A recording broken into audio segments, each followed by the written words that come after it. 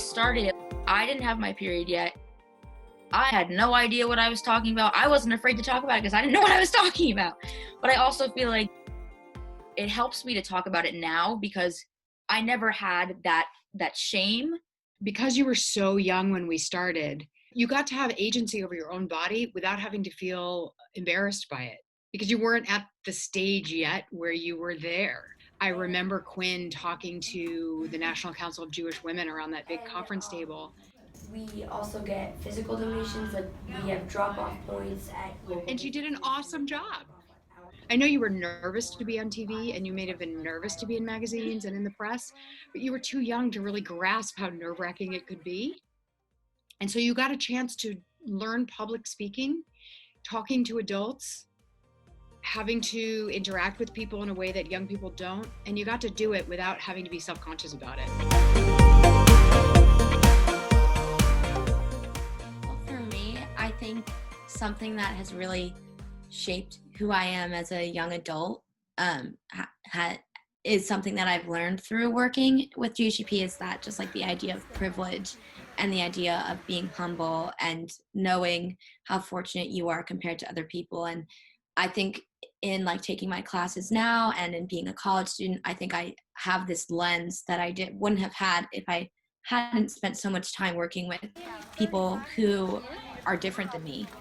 I can't even imagine how much I wouldn't have matured if I hadn't been able to go through this with you guys and met all the people that I've met just by doing this.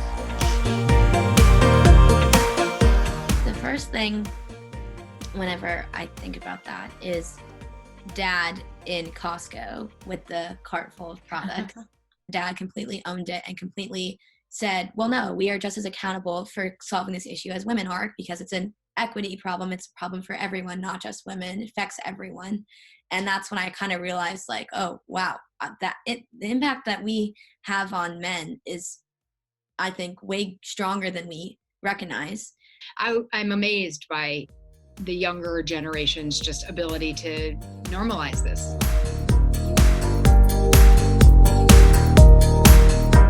I think about the Women's Day feature that we did. I love that picture of the two of us. I think we look so cute. Do you remember all the times we've had so much product in our house?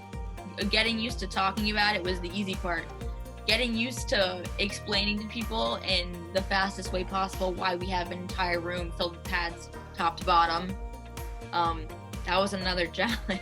I still can't tell a story without picturing my dad holding the Kiddush cup on Passover with all of the pads and the tampons in that room that just smelled so fresh. The day where we had a big shipment coming in on the trucks, and we got a bunch of our friends and family to come help us. I think it was at maybe 6 a.m. And we were all lined up in an assembly line from the truck all the way down that back alley stairs into the storage facility, and we all like threw the boxes for hours, just like shoveling things downstairs and then packaging them into the backpacks. That was a fun day for me, I remember. I think another thing that I think of too is that I'm so glad we were able to make Chance our canine in chief. Yeah. Goodness. He's been so much fun to have as part of our social media campaigns. It's been really fun to like dress him up and have him do art projects and have him be in funny posts. Another thing that I remember is every year that pound class that we would do at TSTI that Susan Berkeley helped us organize. Those are always so fun. And I think we always go with the expectation that we're not going to take the class, but then we do because it's just so fun to let your anger out. Yeah, those are always so fun. And the women who run that class, they're always so excited to do it, and they're so sweet. Do you remember when we went into New York to meet Gina? I do remember that. I think I was probably 16 and maybe 15, and we got to miss school that morning. And we went into the ad agency and sat at that table and looked at all of them. I remember there was a bunch of teal versions of Gina that we also really liked. Yeah. eventually settled on the pink, the like fuchsia color. And then I think I named her Gina around that time as well, which was funny. I'm glad that we got a chance to do this. I will always, my whole life, be really proud of all of us. We've done a great job. Oh, now I'm crying. I love you too. Thank you. I love you, Mom. I'm crying.